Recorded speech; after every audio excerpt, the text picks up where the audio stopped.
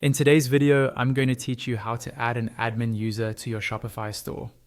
Let's start right inside your Shopify admin. First, log into your Shopify account and open the main admin dashboard for the store where you want to add a new person. Once you're on that main dashboard page, look down to the bottom left corner of the screen. You'll see an option labeled Settings. Go ahead and click on that. Inside the Settings area, you'll find a section called Users. This is where you manage who has access to your store, along with their roles and permissions. Click on Users to open the user management page. Here you'll see a list of everyone who already has access to the store, along with their roles. To add someone new, look for the button that says Add Users and click it. A form will pop up asking for the person's email address. Type in the email where you want the invitation to be sent. Make sure this is an email they actively use, because this is how they'll receive the link to join your store. Next, you'll assign a role to that user. This part is important because it controls what they can see and do in your store.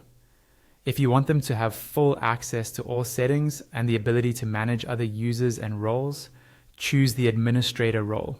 If they'll be building or maintaining apps and development stores, select App Developer.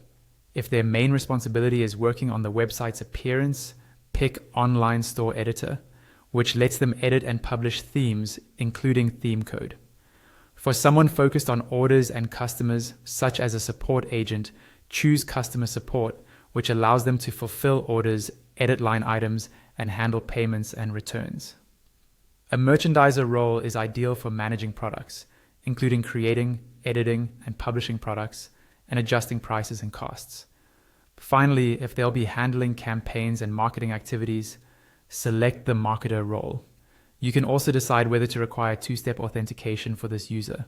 Enabling it adds an extra layer of security by asking for a verification code when they log in.